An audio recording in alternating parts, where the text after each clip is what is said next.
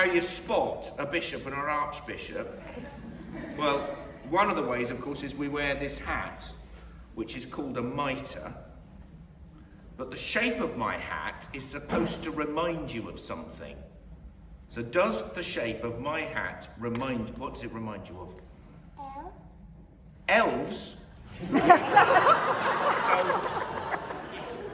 I'm sure it does remind us of elves.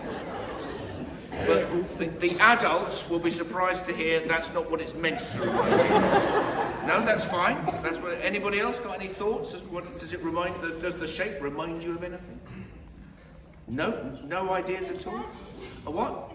A church. It does look a bit like a church, doesn't it? But no, it's not meant to be a church. So I'm gonna need a volunteer. Does anybody want to be my volunteer? You want to be my volunteer? Excellent. You come and stand up here. Have we met before?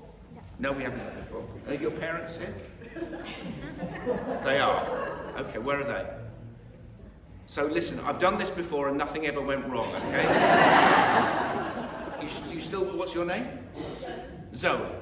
So honestly, it was fine when I did this before. There's nothing to worry about. So Zoe, could you stand up like as tall and as straight as you possibly can? We're going to pretend that Zoe is a candle, okay? So Zoe is a big candle, and you sure you want to be my volunteer, Zoe? You're absolutely positive. Okay. It'll be absolutely fine, all right? We've got fire extinguishers here, haven't we?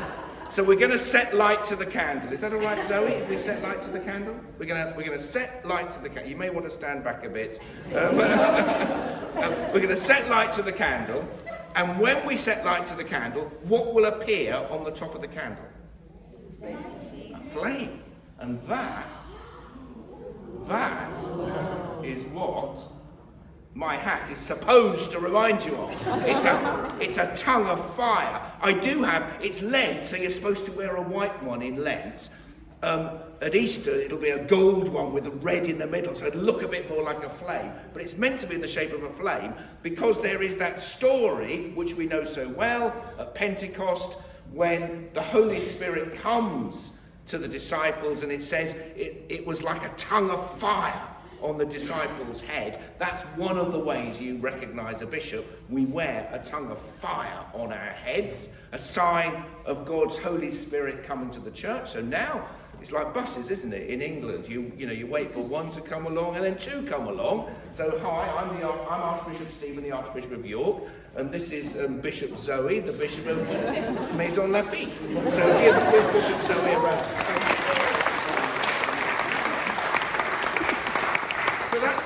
That's one way you can spot a bishop. The second way is I wear a cross. But of course, many of you wear crosses as well. There is a cross in our church.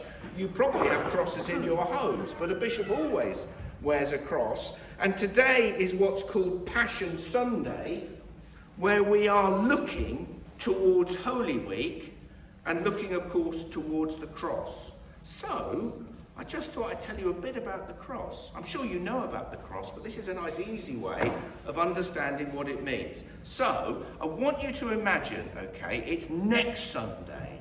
So you're coming to church next Sunday. I'm not here next Sunday. I've got to be somewhere else. And you come into church and you see the cross behind the altar up there. Or maybe in your home, you've got a cross on the wall. You see the cross. Next time you see a cross, in your head, this is what you must say.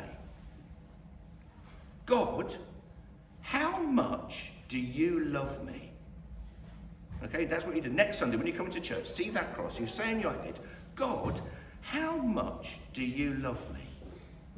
And then you imagine Jesus on the cross with his arms stretched out wide. And God is saying, this is how much I love you.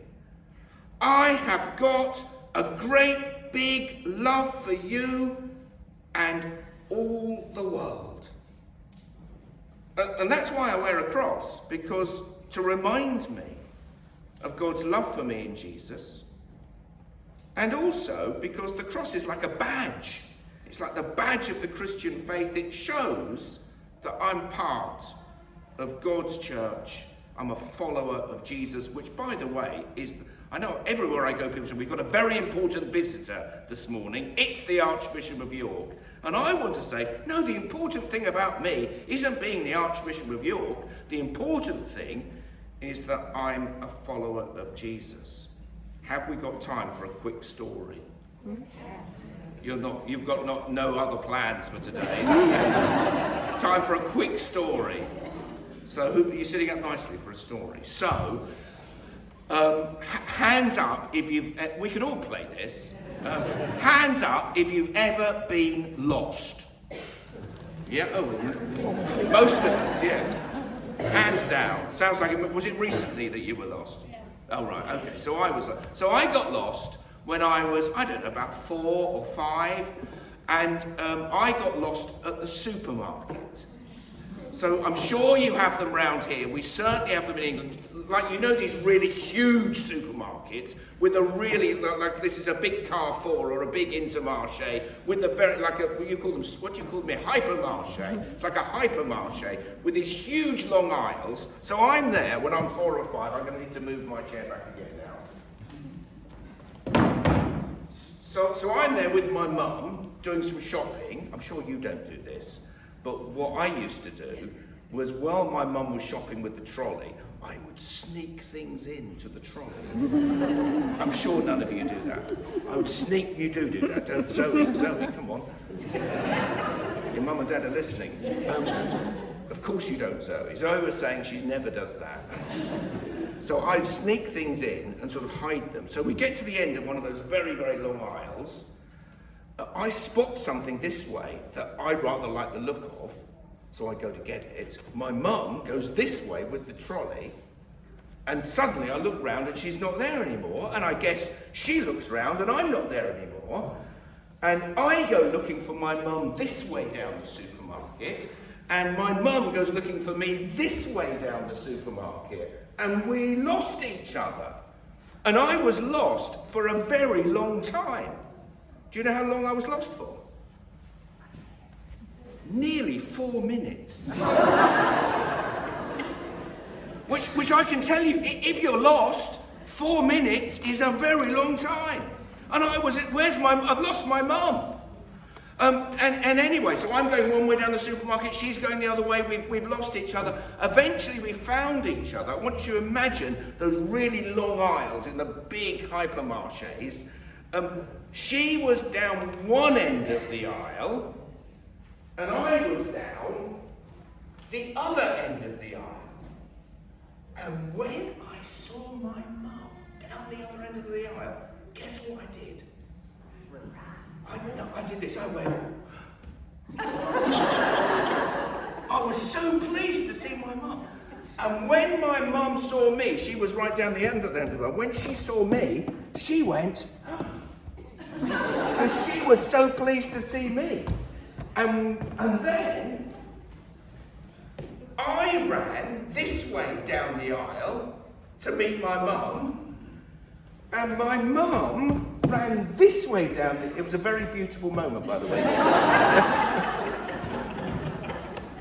She ran this way down the aisle to meet me, and when we met in the middle, guess what we did? When we found each other, guess what we did? See, the grown-ups are joining in now. You're supposed to just be sitting quietly at the moment. What do you think? We hugged? Yeah, we hugged each other.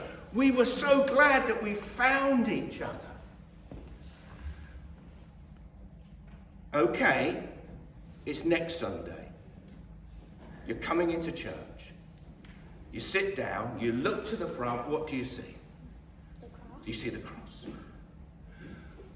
And what do we say? In our heads, what do we say?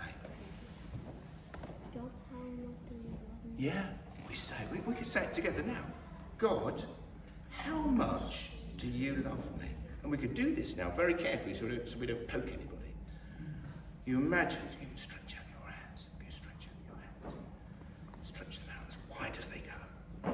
So we're imagining Jesus on the cross, and God is saying, this is how much I love you. I have got a great big love for you, for your family, for your home, for your community, for all the world. And God is also saying, if you're ever lost, or if you're ever sad, if you're having a bad day, if life is difficult, and we all have, doesn't matter how old you are, we all have difficult days when life isn't going how we want it to go and things are tough. God is saying, I love you, I'm there for you. And my arms are stretched out wide for you, because I have a great big love for you and all the world. Amen. Thank you for listening so nicely. And thank you, Zoe.